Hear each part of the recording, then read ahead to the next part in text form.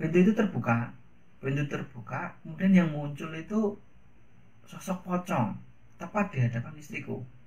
Jadi di depan pintu ketok-ketok itu, yang bukain pintu itu pocong. Jadi pintu kebuka, langsung ada pocongnya.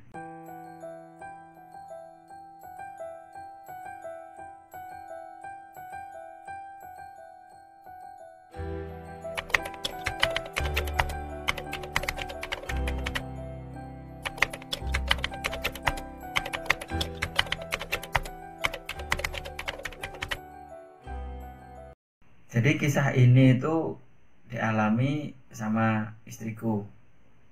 Istriku ini namanya Ayu, biasa dipanggil itu Ayu. Kejadian itu terjadi bukan di malam hari, akan tetapi di pagi hari. Pagi hari, tapi setelah subuh. Jadi terang ya belum terang, gelap ya nggak gelap banget. Jadi kayak masih remang-remang itu suasana waktu itu. Nah, jadi Ayu ini bawa motor ya, bawa motor untuk nganterin barang pesanan temennya yang namanya Lisa itu tadi. Nah, untuk nama daerahnya itu nggak aku sebutin real ya.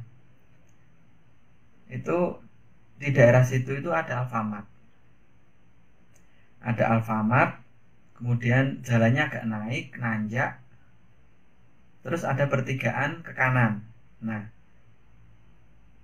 si Ayu itu karena rumah temannya itu di daerah situ, akan tetapi sebelum nyampe rumahnya itu si Ayu ini melewati kuburan Cina dulu. Nah, dan cerita-ceritanya sih memang di situ kalau orang baru pertama kali ke situ ya mungkin nanti akan ditemuin sesuatu lah intinya. Tapi di tahun yang sekarang ini mungkin terlebih istriku ya, jadi nggak begitu gimana-gimana sama hal-hal yang mistis. Terus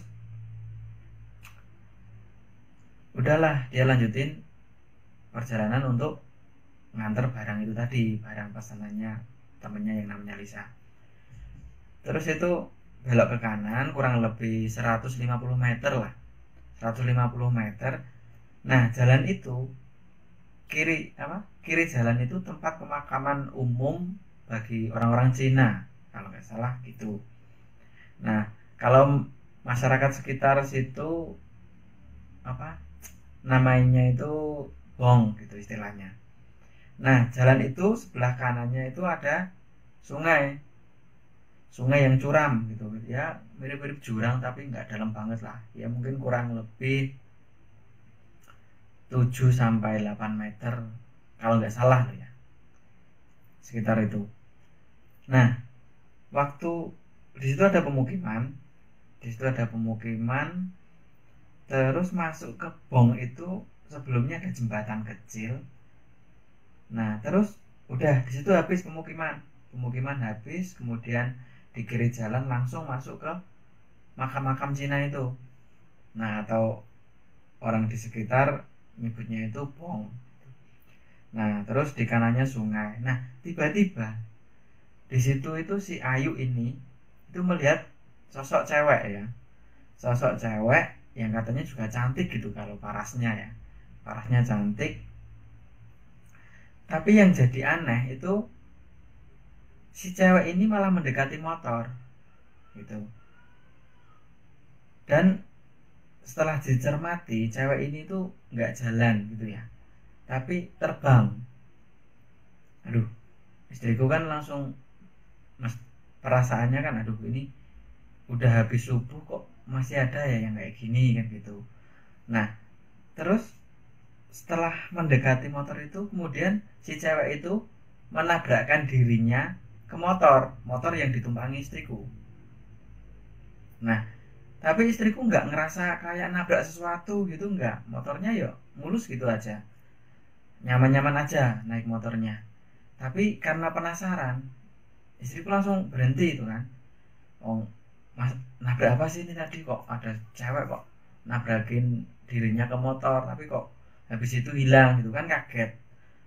Terus istriku berhenti, kemudian ada cewek itu kayak keluar dari bawah motor, terbang sambil apa, ketawa gitu loh, kayak cekakaan gitu, tapi terbang ke bawah ke arah sungai. Nah, itu kejadian di tepat di bongnya itu. Nah, terus istriku bingung kan di situ, bingung. Terus ya udahlah, mungkin bentar lagi apa, cahaya matahari udah ada gitu ya, pikirnya. Terus dia lanjutin perjalanannya menuju ke rumah temennya yang namanya Lisa itu tadi untuk ngantar barang.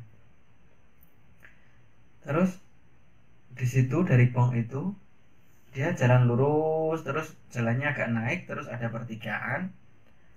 Kalau ke kanan itu ke jalan raya. Nah, dia itu karena rumah temennya itu ke kiri, ya kan?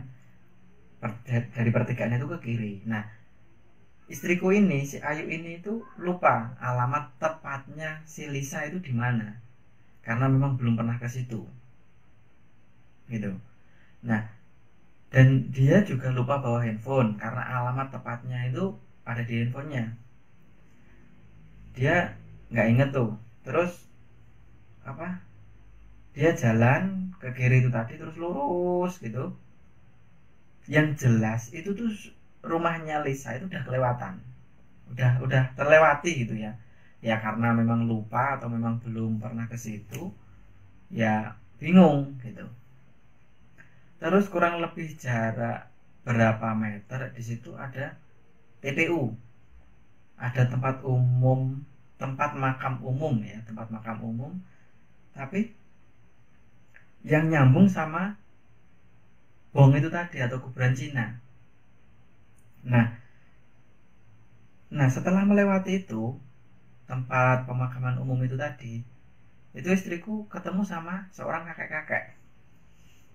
Kakek-kakek itu anehnya itu nggak ngomong sama sekali. Nah, dirasa ketemu sama orang. Nah, memang mukanya mirip orang ya, layaknya kakek-kakek pada umumnya lah.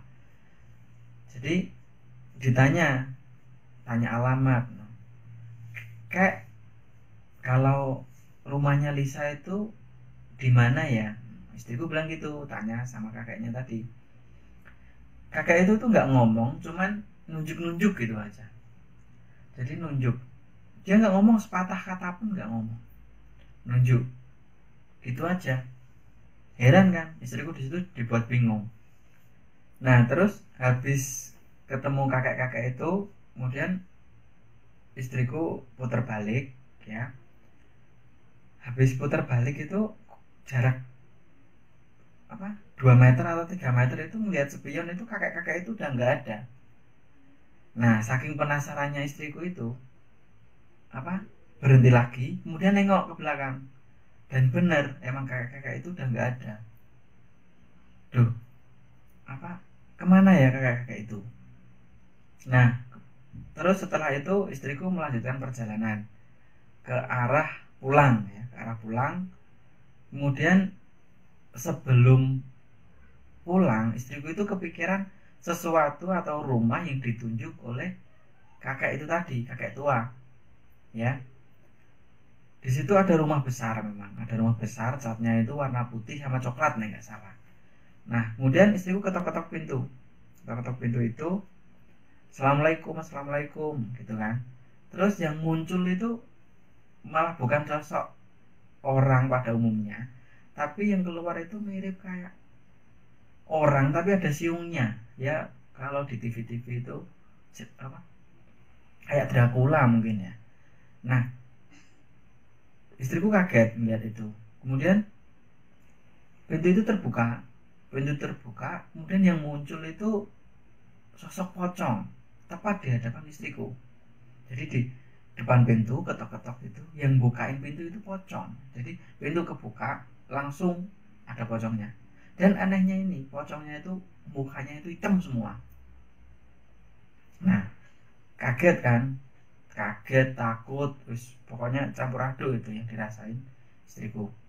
Kemudian istriku cepet-cepet ngambil motor, kemudian jalan lagi nyari tuh tempat yang benar rumahnya Lisa itu mana kalau emang nggak ketemu ya udah istriku putusin untuk besok lagi lah ketemu Lisanya gitu kan, untuk ngasih barang ini. Kemudian nggak lama dari situ, ya nggak jauh lah, itu istriku ngelihat di kiri jalan ada, di depan rumah itu ada ibu-ibu yang lagi nyapu. Terus kemudian disamperin tuh sama istriku, "Bu, maaf, tahu nggak rumah si Lisa, katanya sih di daerah sini gitu." "Oh, Lisa yang suaminya itu ya tukang kayu ya gitu." "Iya bener Bu, itu." "Oh, rumahnya itu dekat." "No, tapi mbaknya kok tadi sampai sana ngapain?" "Tadi tak perhatikan dari jendela rumah, itu mbaknya tadi tuh bolak balik mundar mandir itu sampai naik 5 kali ada." Jadi kata si ibu-ibu yang nyapu tadi, dari tadi tuh ngeliatin istriku itu mundar mandir sampai lebih dari 5 kali di situ. Ya nggak tahu, mungkin karena dimensinya berbeda atau istriku itu memang masuk ke dunianya, apa ya, ke dunia mereka dalam tanda kutip itu, iblis atau setan itu ya. Nah tapi yang jelas yang dialami istriku ya dari situ itu sekali kebablasan gitu ya, terus putar lagi, jadi cuma sekali gitu loh. Ya kalau muter-muter ya paling ya berangkat sama pulang gitu lah. Jadi 2 kali lewat jalan itu. Tapi ibu-ibu tadi itu ngerasa melihat istriku itu banyak kali atau lebih dari 5 kali baru melihat di situ. Ya udahlah, yang penting udah ketemu yang memang bener-bener orang gitu ya, yang bisa ditanyain. Kemudian ibu-ibu bilang, "Iya itu rumahnya itu di dekat situ." Kemudian si istriku tanya sama ibu-ibu itu langsung, "Bu, rumah itu ada penghuninya enggak?" Itu nunjukin rumah yang warna putih sama coklat yang ada pocongnya tadi. "Iya memang itu ada rumah Mbak, tapi di situ nggak ada yang nempatin karena memang itu horor, angker gitu loh. Jadi nggak ada yang berani ninggalin rumah itu, bahkan yang punya aja nggak berani tinggal di rumah itu." Waduh, istriku langsung kaget, shock ya kan. Ya udahlah, nanti aku cerita sama suamiku, istriku bilang gitu sama ibu yang nyapu tadi. Kemudian istriku ke tempat temannya yang namanya Lisa ngasih barang. Habis itu ya udah deh, dia pulang. Dan pulang itu memang suasananya itu ya mungkin udah agak terang ya, ya mungkin kurang lebih 5:30, jadi udah ada sinar matahari lah, walaupun sedikit remang-remang karena di daerah sini juga agak dingin, agak ngabut gitu ya. Nah istriku jalannya lewat situ lagi, di daerah kuburan Cina tadi, yang tadi ketemu mbak-mbak yang nabrakin diri ke motor itu tadi. Dia lewat di situ ya, kepaksa ya lewat situ ya, intinya ya. Takut nggak takut ya harus lewat sini gitu. Terus naik motornya kencang banget istriku waktu itu pulangnya, kencang banget. Tapi ngelihat di sekitaran kuburan Cina itu atau bong itu tadi, itu banyak sosok-sosok misterius yang dia nggak ngomong, nggak ada suaranya apa-apa, tapi cuma melambaikan tangan gitu aja. Ya katanya ada pocong, ada mbak-mbak yang tadi juga ada di situ. Kemudian ada anak kecil, ada yang kakek-kakek, nenek-nenek, ada yang pakai kemben kayak orang Jawa itu, ada yang kayak Belanda itu. Pokoknya di situ itu ada semua, tapi sambil berdiri, sambil dada-dada gitu, melambaikan tangan sama istriku waktu itu. Wah langsung itu dia geber tuh motornya, jalan pulang. Nah jadi gitu ya teman-teman, kisah yang dialami istriku tersesat di tempat pemakaman umum dan kuburan Cina. Terima kasih.